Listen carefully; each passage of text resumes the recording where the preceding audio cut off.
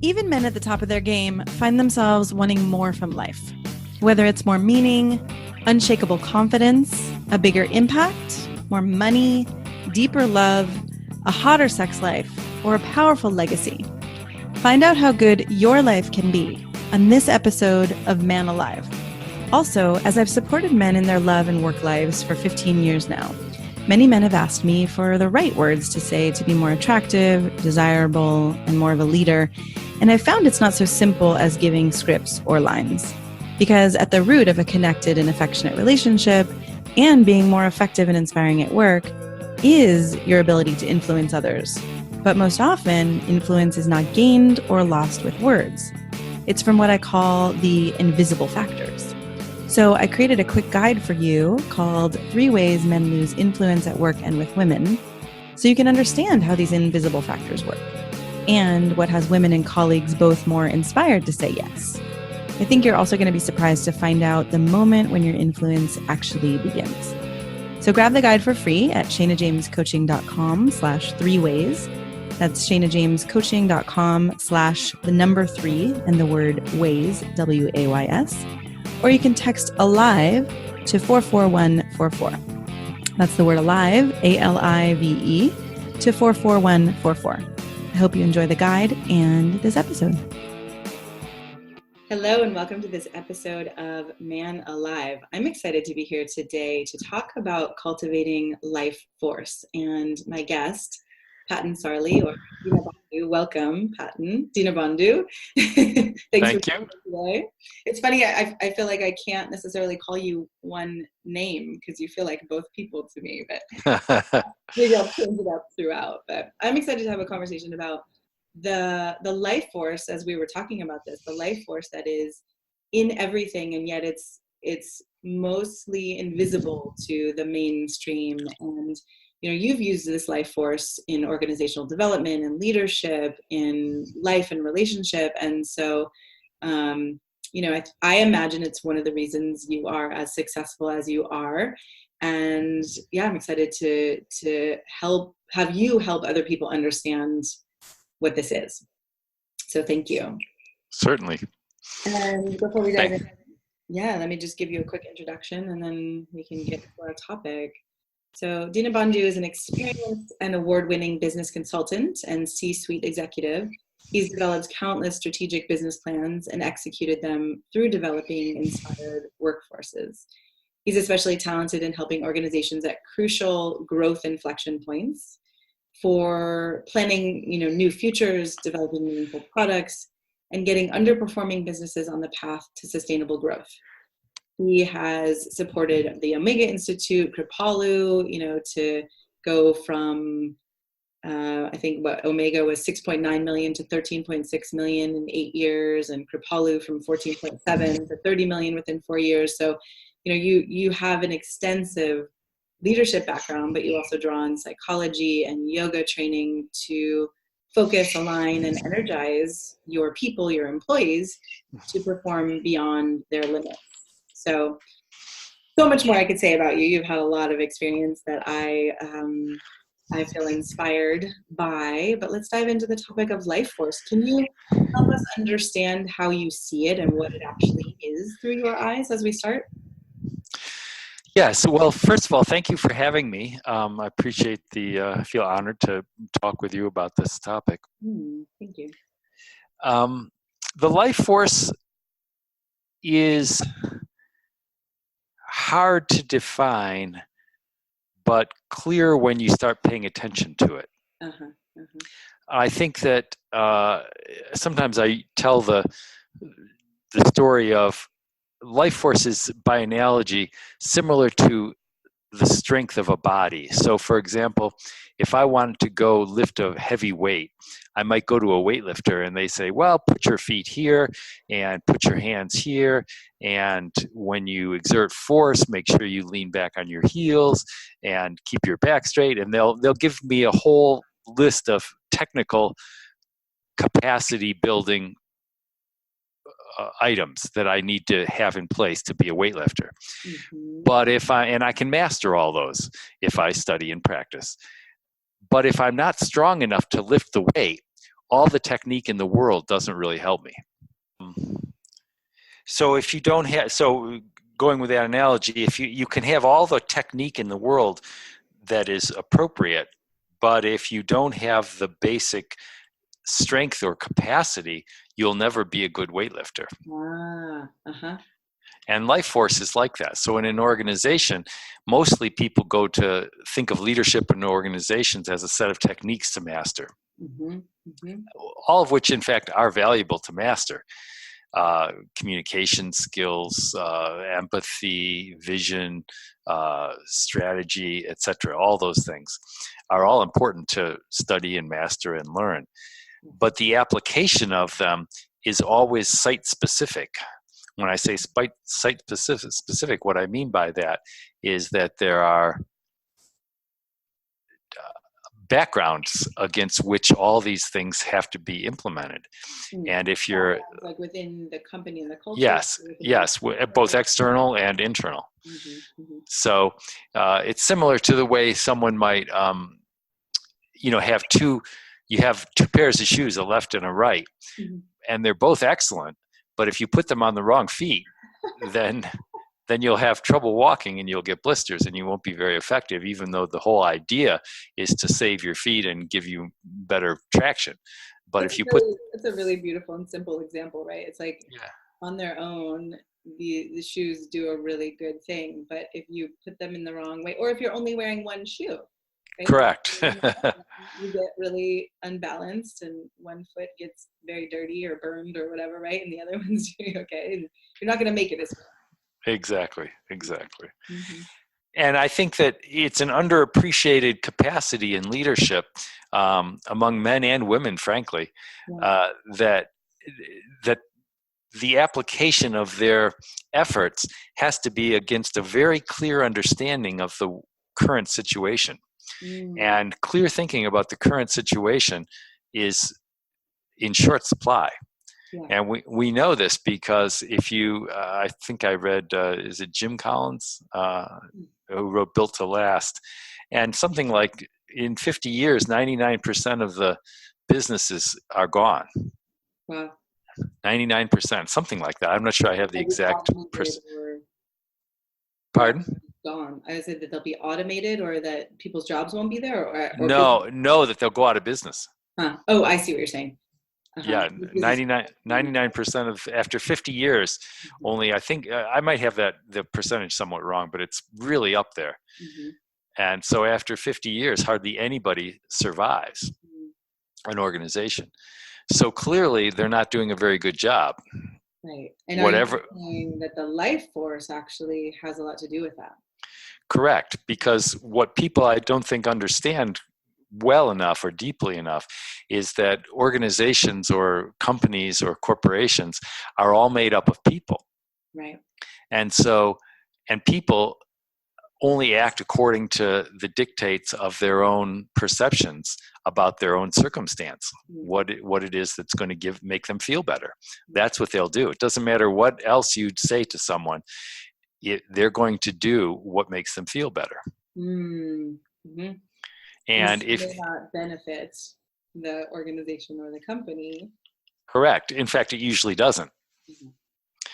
And that's because from a yogic perspective, for example, they say, if you they say, well, how do you change the world? Well, you change yourself. And if you change yourself, then you change your relationships around you. And if you change your relationships around you, then you change the organizations that you work in. And if you change the organizations that you work in, then you begin to change the vicinity, the local community that you're in. And if you change the local community, then you begin to change the world. Okay, well, keep going if there was something else you wanted to say. No, that's okay. So, I mean, I believe in that. As a yogi myself, that makes sense to me. And I'm also wondering if we could bring it into a little more of a specific context, like, because when you're working in an organization, I guess I'm wondering, how does this show up, right? Beyond the strategy, or you put a strategy in place and it seems like it's strong and it could work really well, and yet then something happens with the people where it's not actually doing what it's supposed to be doing, or you know what I mean? Can you give an example of Sure.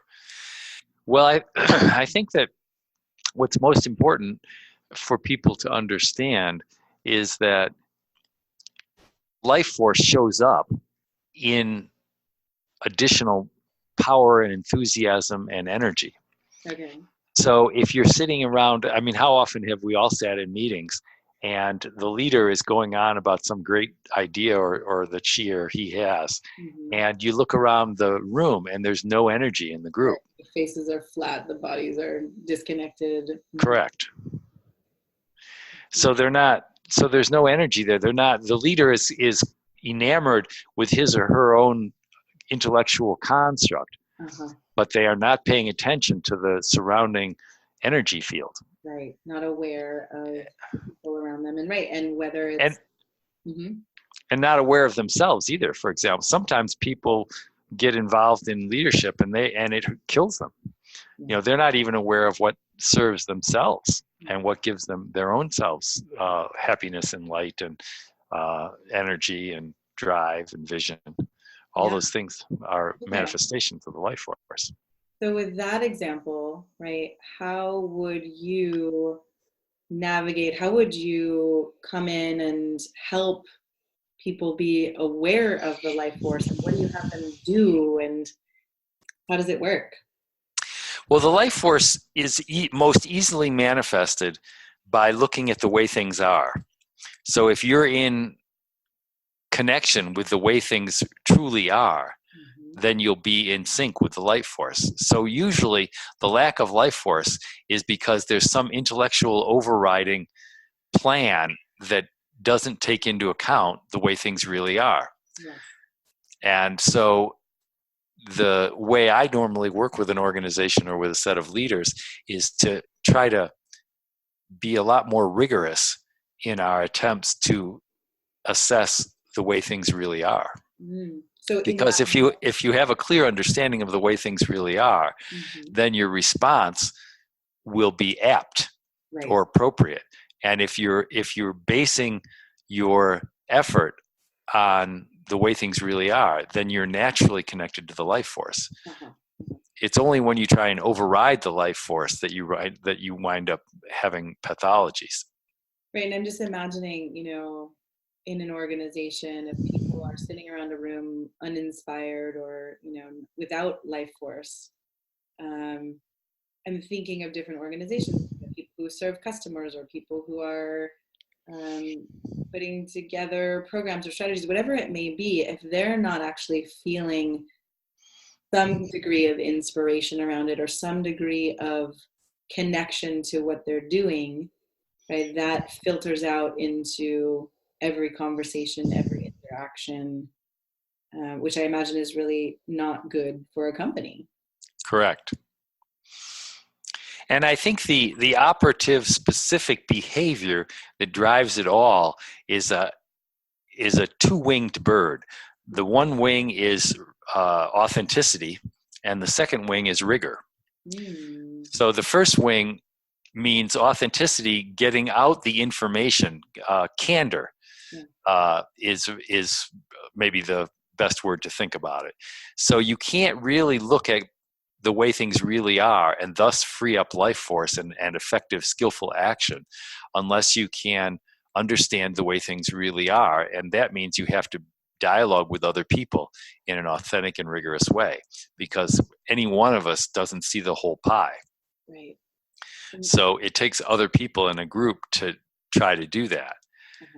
But in almost all situations or all organizations, the level of candor is woefully low.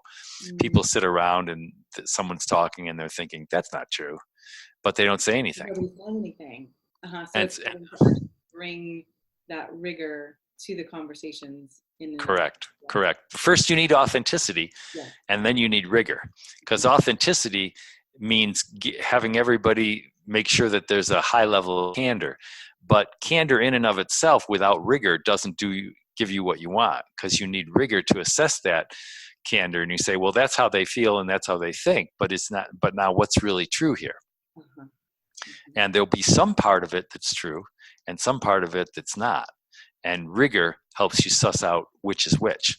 And once you arrive at a high trust, high respect and culture, which is a really high candor, high rigor culture, then you wind up able to assess and match your actions to what's already going around. When I say that the way things really are, if you can match your actions to the flow of what's already happening, you'll be successful. If you try and match your actions to something that isn't really happening, then of course you'll be unsuccessful. Right. Okay, so I'm going back to what you said too about, in the yogic practice, right? Changing ourselves actually has an impact on our colleagues and our families and our communities. And so I'm imagining you going into a corporation and attempting to create more of a culture of authenticity and rigor. I'm curious how people react to that, right? When you first go in and say, okay, here's what needs to change here. Do you get resistance? Do you get fear? Are there people in power who struggle with that? What is it like?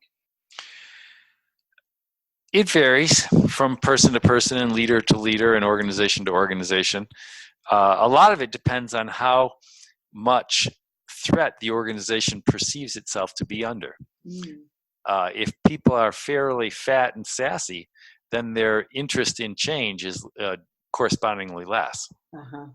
I worked with an organization recently where they had a whole bunch of property and millions of dollars in the bank, and yet their culture was quite difficult, and they were going to have difficulty. It was obvious that they knew too that they were going to have difficulty. And in my initial consult with them, I pointed out the likely difficulties that were coming down the road, and they all laughed and they said, "Oh, you know me, you know us so well. That's exactly right." But when I began so that was the diagnostic component of it. When I began the prescriptive component to it and said, well, why don't we have a meeting with this group, and why don't we do this and that? They were absolutely opposed to all of it. Okay.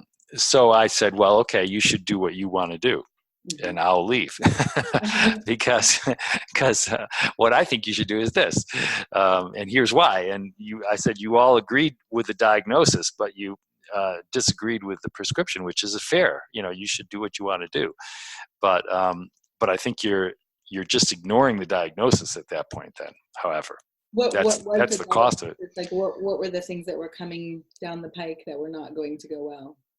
Well, they had difficulty with certain properties that they were trying to figure out how to work, and they were having difficulty in who was making which decision, and they had several businesses together, and they were not allocating resources properly amongst them, and they had an old guard who was all upset that the way the new guard was doing it, and all different problems. And then when you brought in your solutions and they fought them, did they eventually see your way, or was this one of those moments where you actually parted and said, okay? No, we parted ways because it was clear that they were absolutely committed to the way that they were doing it, even though they said they weren't. They were absolutely committed to it. Which seems like the authenticity or the rigor in that moment of really being able to see, okay, you're saying this, but by your actions, I see your commitment to this. Correct. How, to do with that? No, that's okay. Go ahead. I'm wondering how you see life force showing up in other areas too. How you see people either deflated and not actually having life force versus those who do. Well, the life force, basically, if you begin to practice cultivating life force, then it shows up everywhere. So in a relationship, for example, I have done a good bit of marriage counseling and couples counseling, and often one of the partner will say something, and it will clearly create an issue with the other, and they just ignore it. They can see it right on their faces, and or in the tone of voice or whatever, and they just ignore it and think, oh, it'll be fine, or more likely they're screwed up and they don't see it correctly like I do, and so we'll be fine. And that, as a matter of fact, doesn't work out very well. Assuming they're, sweeping the troubles under the rug has never been a productive approach in relationship or in organizations. Mm-hmm. Mm-hmm. And how do you, so when you said when you practice cultivating life force, how do you do that? Well, there are formal ways and informal ways. Formal ways, practices, some of the Eastern practices like meditation and yoga and breathing exercises, those help an individual identify what the life force is and what it feels like inside them. So those kinds of formal practices can be helpful, but they also can be a ceiling.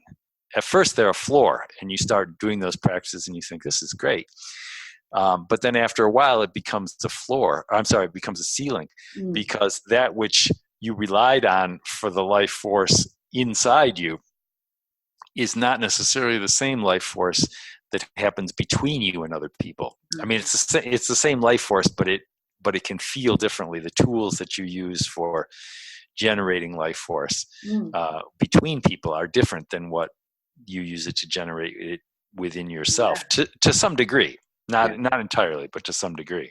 Well, yeah, I mean, I know for myself, there are tools that I use, meditation and yoga and certain things to cultivate my own life force. But relationally, some of those, there's still a relational kind of meditation, and I have to be tuned into myself to actually have authentic communication with someone else. But then it takes the tools of attuning to someone else, or being willing to speak those vulnerable truths and being willing to receive other, so I can see the different sets of cultivators.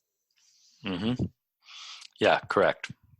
Do you have a sense of your own ceiling that became a floor that you can give us an example of? Well, I think that individuals, or for me, for example, when I first began practicing yoga, it was really very exciting for me, and I saw many, many changes and had good results from it. When I say yoga, I sort of mean yoga with a capital Y. That means not just the physical practice. Not just the physical practice. Mm-hmm. And then I got married, and I began to look at my relationship as a test of my yoga, rather than the other way around. Mm-hmm. And so I thought, well, I have to be, whatever I'm doing has to be producing love and intimacy and energy between me and my partner. And if it doesn't do that, it doesn't matter what else was doing it. So, for example, having a very rigid schedule, particularly when I was young with my practices and everything, that put me out of touch with my partner. Uh-huh. So that which was my floor has now become my ceiling. Uh-huh. So that's an example. Great. How did you navigate that one? Well, you start steering again, but you start steering by the life force. So if something's becoming your ceiling, then it's no longer cultivating life force.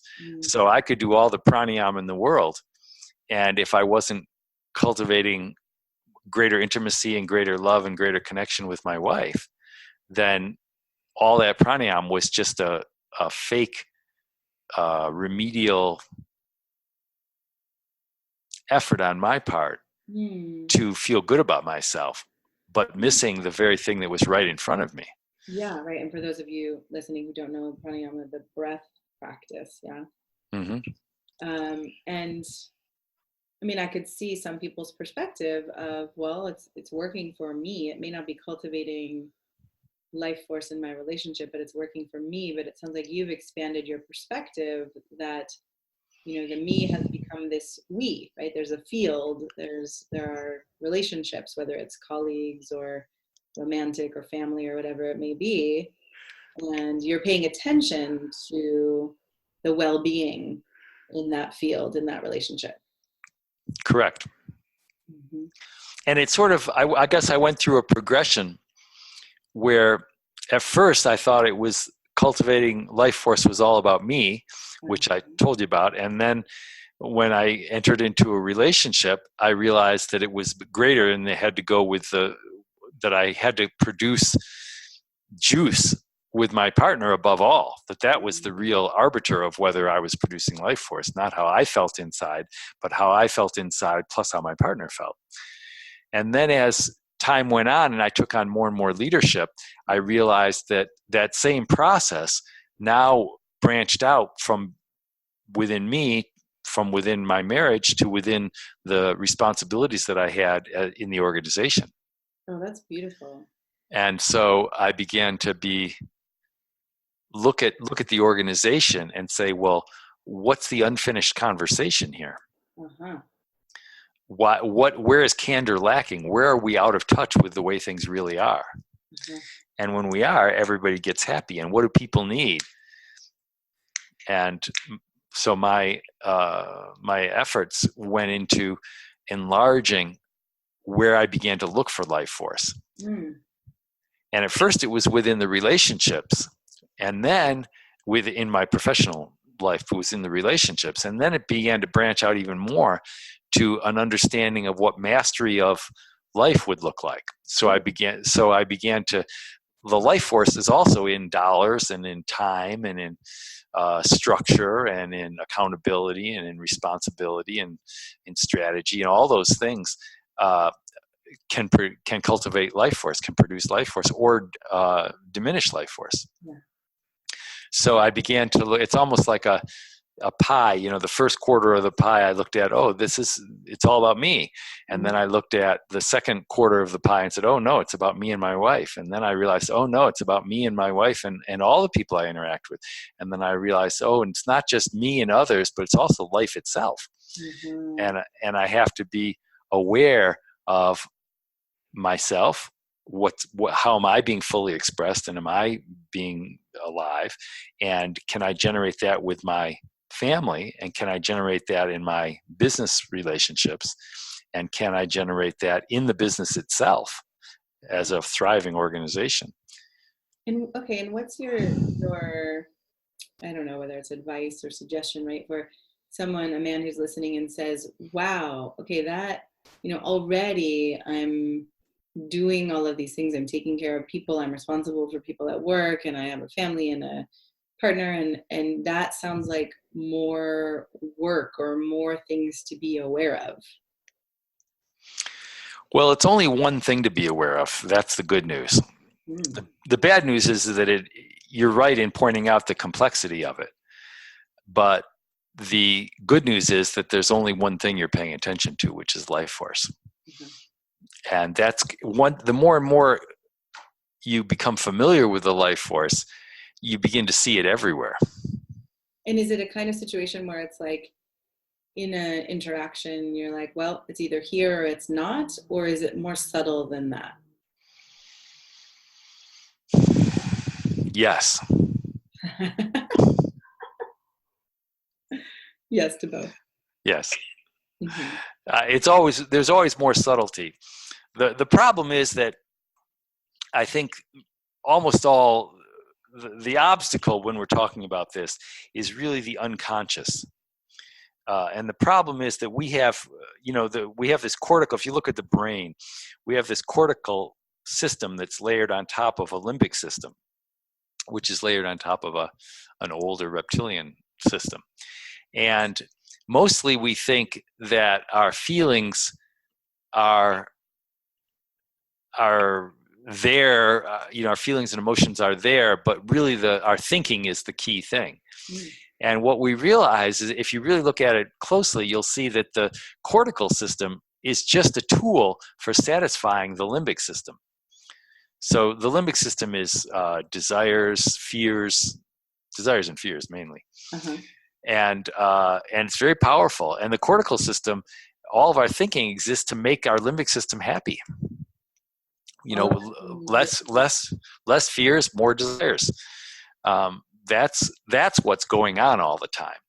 And mostly when I started talking about the unconscious, mostly people are not aware that their actions are predicated on an underlying basis to try to feed that. Correct. And so they do something and they don't know why. They literally do not know why they did it. Everybody's had either personal experiences within themselves or between them and other people where they say, well, why did you do that? And the answer is, I don't know. It just brought me back to, Simon Sinek's work on Get to the Why. And you just brought a whole nother layer, or another dimension into that, right? It's like that deeper why, if we're consistently aware of why we're doing what we're doing, that feels like an aspect of life force. Oh yeah. Oh, absolutely. Because again, going back to the earlier thing, it's the life force, it lives in the way things are. So if I have a motivation for a behavior that I don't really understand and are not masterful about, then I'm not really in connection with the way things really are. Because the way things really are is, yes, I'm being driven by this unconscious limbic pressure. And I don't know that. So I just go ahead doing what I do. Yeah. And I will never be successful in cultivating life force from just that perspective. So, because I can't see it, it's literally invisible. It's invisible and defended. So if it were just invisible, then someone could come up to me and say, oh, did you notice this? And I would say, oh, I didn't notice that. That's great. Thank you so much. But that's not how we respond. What we respond is, oh, yeah, that's not right. You're stupid too. And we have a defensive reaction because the unconscious drivers are not only invisible, but they're defended. Yeah. So in order to become masterful of the life force, the good news is that it can be done and you can truly become masterful. And the bad news is that it takes a lot of work and it takes a lot of courage to begin to understand, to deal with people, because you can't understand your unconscious just by yourself. Meditation will never reveal it, in my experience. Yeah. But other people, your wife or your husband will tell you they're good at that, or your coworkers, if you have the right culture. If you ask for it, they'll tell you. Right. Or I've been working in the realms of authentic relating, having years ago co-created communities around authentic relating, and that was the whole point, right? We have these, I don't know if it was the whole point, but a big piece of it, right? We have these blind spots that we can't see, and yet other people can see them in our relational dynamics, start to point them out, and they start to point out where that life force is getting, siphoned out or drained out based on those defenses and based on shame and based on fear and all of that. Yes, correct. Now, unfortunately, it's not. This is where the complexity you mentioned earlier, is it either here or it isn't, or is it more complex than that? And I said, yes. The complexity comes because everybody has a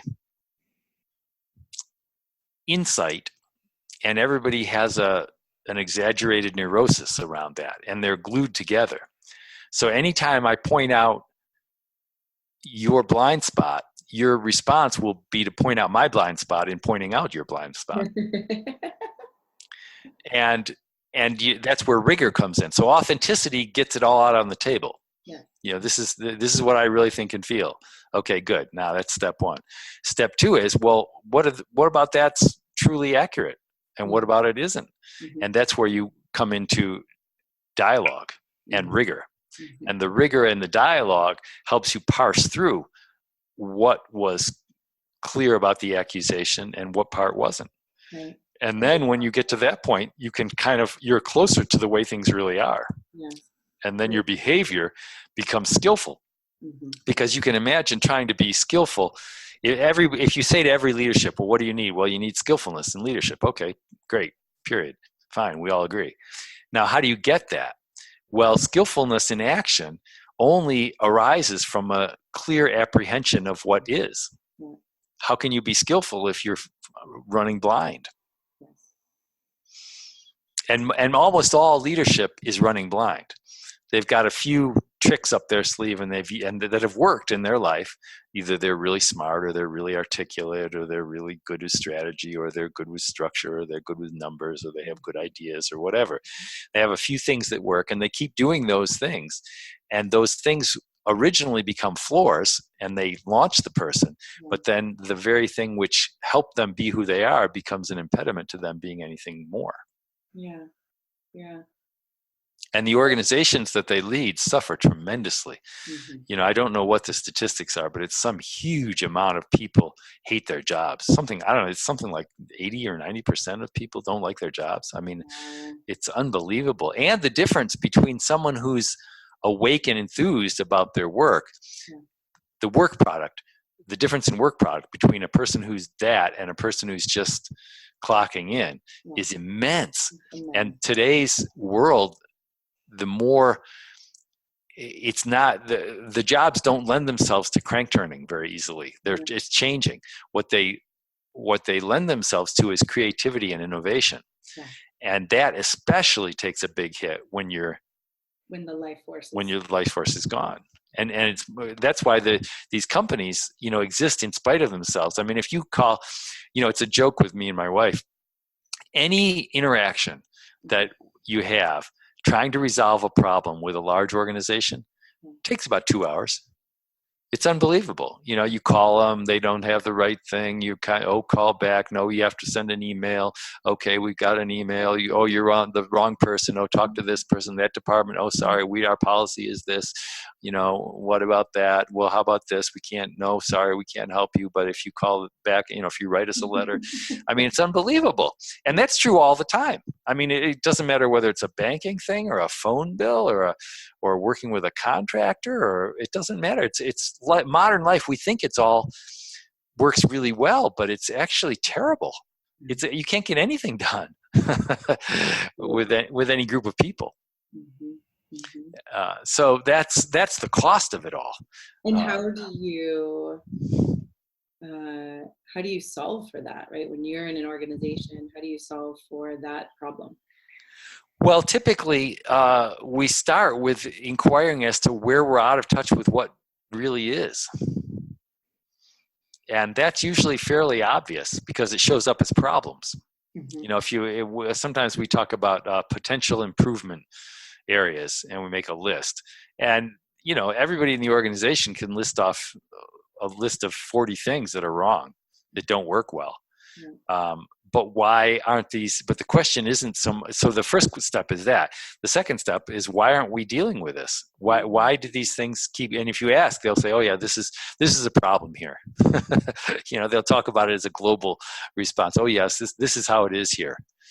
And so their ability to respond to problems is historically less. So that so the first step is looking at what are the problems or what are the potential improvement areas. And the second area is increasing the level of candor so we can begin to understand why these things are not getting handled. Yes. And typically you begin to uncover a set of structures and relationships that disincentivize dealing with those problems. Mm-hmm. Mm-hmm. So you have to, in order to begin to make progress, you have to look at the way people are structured. I was just dealing with another group not so long ago, and this one guy was telling about how the people they've gone through a major shift in their organization, and their leader has passed away. And so, and he was going on and on about all these people and how terrible they were. And I said, well, and how it used to be good when the leader was there. And I said, okay, fair enough. But I said, they're the same people. It's according to the context. When you had a very clear leadership and authority structure, then they were able to bring their best selves. Now that you have a very ambiguous authority structure, you're getting all their worst self. So it's not like they're a bad person or they're a good person. They're responding according to the incentives and disincentives and structure around them. Mm-hmm. So a lot of times we look at what are the incentives and disincentives, and how does the structure promulgate those? So powerful. And if you can begin to line up responsibility / accountability, same word, same meaning. Yeah. Accountability with authority, so that if what you're responsible for, you have authority to complete or deal with, then you begin to incentivize creativity and innovation and relationship. I was thinking, do you know about holacracy? I know the word. Holacracy. Well, there's an organization that actually created a whole new business structure, and that's part of what it's based in, is that people actually are given the authority to handle what they need to handle, and it takes it, from a hierarchical leadership context to more of a more spread out. So we can talk about that another time, but really what you just said, right? That actually people have authority to handle what they're given, as opposed to, they feel like their arms are tied behind their back and there's nothing they can do. And so then that keeps things from, it creates all these kinks in the hose, or keeps things from getting done. Yep. Yeah. However, I wouldn't want to, again, I'm not really educated in holacracy, but I will say this about hierarchy, that humans are hierarchical animals, and there are always a hierarchy involved, always. Even if you're sitting around talking about how there's no hierarchy, if you study it, you'll see that one person talks a lot more than the other ones, and that they wind up being in a dominant position. Yeah. So there's always a hierarchy. Yeah. So my work is about creating a workable hierarchy, an appropriate hierarchy. Yeah. Rather than a damaging hierarchy, because if you try to work from a no hierarchical position, all you're doing is driving the power invisible, so no one knows what the hell's going on. And for those of you listening, you can check out, I actually did a podcast on holacracy with Brian, the founder. But yeah, it is interesting, right, to go into this kind of green meme. It can often be referred to as, nobody's then in charge, but he has a different way of looking at it. But I for the most part, agree with you too, right? There is hierarchy even when we try to deny it. So yeah, so you're much better off identifying the hierarchy and working to make it an appropriate hierarchy, and have accountability within that. Yeah. Because you need hierarchy, because it's going to be there anyway, so you might as well be upfront about it. But also you need it because you have different jobs that require, like the CEO of a company has got to be able to say, no, we're not doing that, because he or she has a different set of responsibilities that have a different time frame. And different awarenesses. And different awarenesses. So they've got to be able to say, no, we're not doing that, or yes, we should do that. But then they have to be accountable by saying, oh, yes, I made that decision, and now it didn't turn out well. So how am I evaluated? Because accountability and authority have to be paired up, but so does oversight and evaluation. You have to have it all together. Otherwise, you have an unworkable hierarchy, which is very damaging. Yeah. Well, thank you so much for this. I mean, as with most of these podcasts, it feels like we could continue on this path for hours or days, but I'm curious, what's one thing you want to leave listeners with around awareness or cultivation of life force and how it could impact their lives? Pay attention. Pay attention to the conversation that's not being had. Beautiful. I love that, right? Pay attention to the conversation that's not being had. And I work a lot with my clients on that, starting to have that deeper awareness, right, of what's not being said, or where there's a discrepancy between someone's tone of voice and what they're saying, or their body language, their tone, and right, and starting to get more into those subtleties, I think, makes us a lot more aware of the life force that's either there or blocked. Mm-hmm. Beautifully said. Thank you. Thank you for being here today. Thank you for having me. It's been a pleasure. I'm so glad you joined us for today's episode of Man Alive. I hope it gives you a sense of what's possible and how good your life can be. If you like what you heard, I'd be so grateful for you to subscribe to Man Alive and write a quick review that helps men like you find us. And again, head over to ShanaJamesCoaching.com/manalive to get outtakes, videos, and raw footage I only share there. These are some of the most interesting parts of these expert conversations. You can also grab your copy of The Unknown Power to accelerate your career and solidify your confidence with women, because the two are related, and I know you don't have to settle for one or the other. Join us each week for a new episode of Man Alive.